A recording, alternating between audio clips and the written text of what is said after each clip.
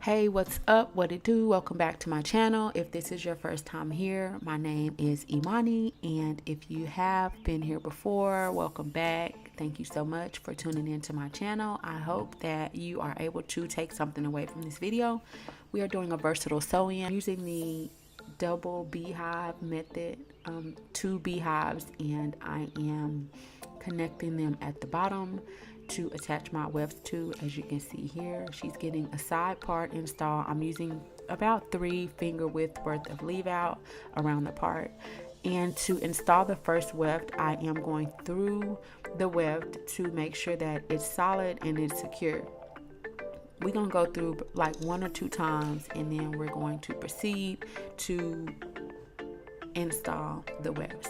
I am, as you can see, sewing the weft underneath of the braid, and I'm starting on the side where there will be more or less a bang. I'm starting kind of at the temple, around that area, and I'm going around, and I will be stopping on the other side around the ear, and that will be how I start the shape of how I install my wefts. As you can see here, I am making sure that the actual weft part is pushed underneath of the braid so that it is not exposed. This makes it more versatile. This makes it versatile, period. So that when she does lift her hair up like into a high ponytail, it does not reveal the weft. It lays flat as possible, and that's what we want. We want flat installs, right? We want it to look natural, and that's what we're going for here.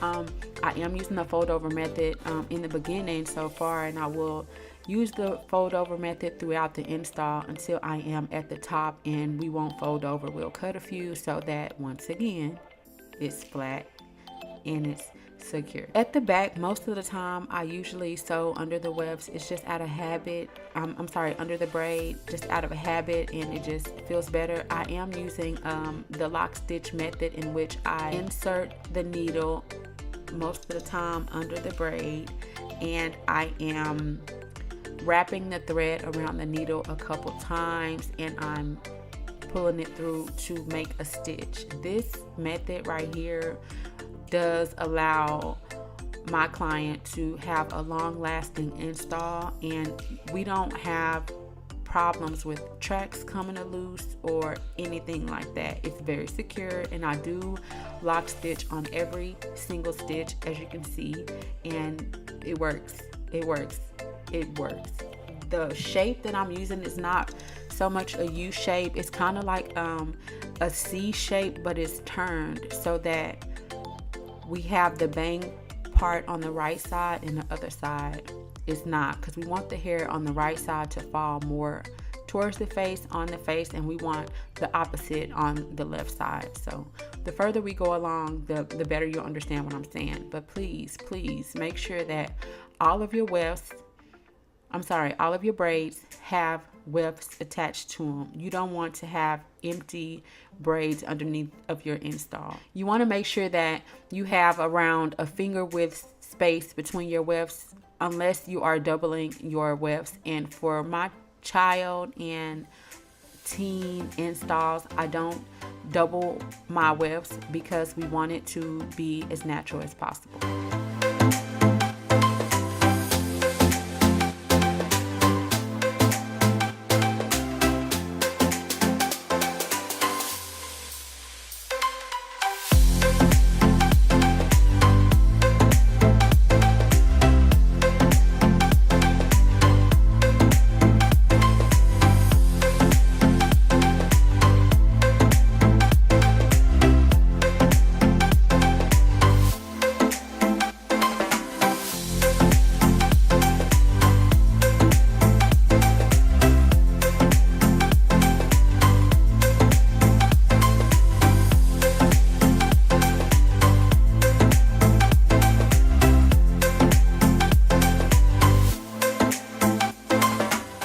I get to the end, again, I am doing a fold over method right here. As you can see, I'm going through the weft, I'm locking stitch, then I will fold it over and bring it all the way around. That's where you can see the kind of the C shape, but it's kind of turned. So make sure that's secure. Poke your needle through the weft a couple times, make sure it's flat as possible, and continue to go around, and sew. All of the braids, you don't have to necessarily go over the whole entire braid. Sometimes I don't, sometimes I do, depending on where I am in the install. Sometimes my needle will go through the braid from the bottom and come out through the middle of the braid, depending on where I am and how I want that track to lay on the head.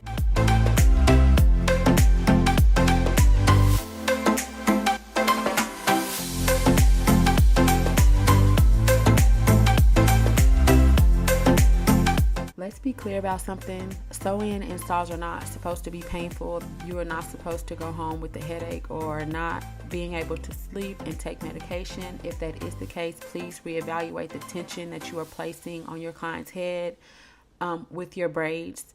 This process right here is not painful at all. My client was very comfortable the whole time, and as well as when she got home. I had to make that clear because in a couple of my videos, you guys seem to think that there is some pain involved, and please believe me when I say, no, it's not painful at all.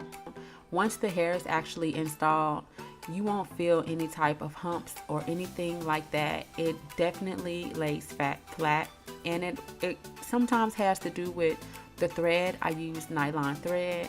Cotton thread is thick, it catches, it stinks if you wash it. There are numerous of reasons why you should invest in nylon thread if you are sewing in hair extensions. So please do your research and get you some nylon thread off Amazon, at the beauty supply, or wherever, and up your sew-in game, because nylon thread is it, okay?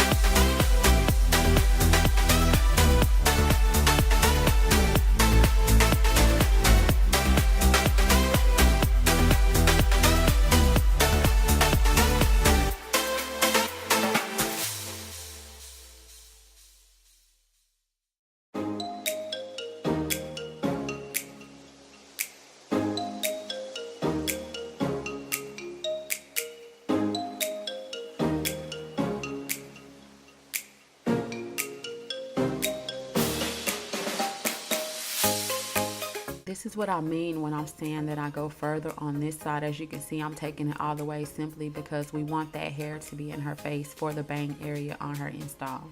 So I'm doing the same thing, sis. I'm folding over, I'm putting my needle through the weft to hold it secure a couple times, make sure that it's flat, and I'm just proceeding to go to the other side.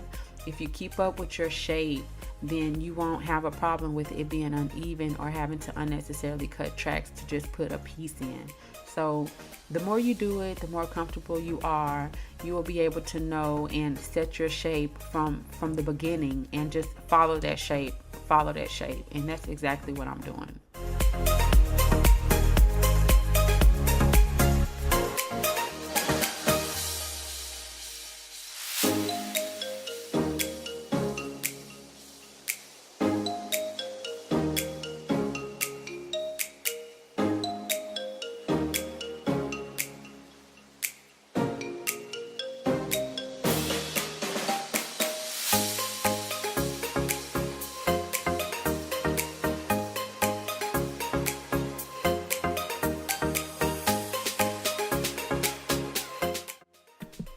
we're getting closer to the top, you see what I'm talking about as about when I say being able to follow the shape. So as of right now, I'm still able to follow the shape. I'm going all the way over on the right side to the base braid, and I'm continuing to just sew,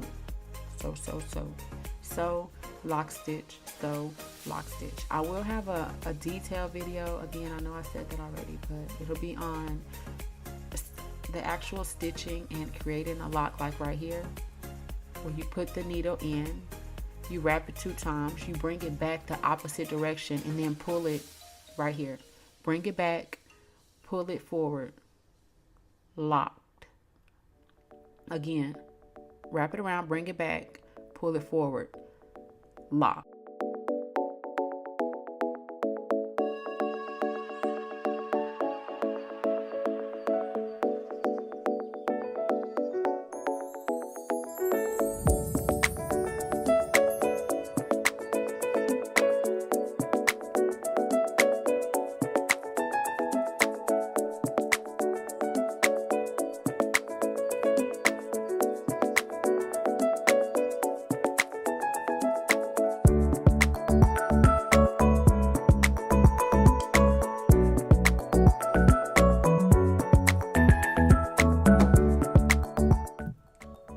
Definitely gonna start cutting where about we are now, because again, we don't want it to be bulky right there. And if I fold it, when she lays her hair over that, you can see that bulk, and that's what we don't want to see. I'm still putting my needle through the weft only on the first few stitches just to hold it in, and I'm going through this braid, not sewing on the entire braid, because I don't want to create any type of gaps. So if I were to just sew it over the braid right here, it would be a small gap in between, and I don't want that. The same way here, I'm going through this braid because there will be enough for me to lay another track on top of the braid after this one is installed.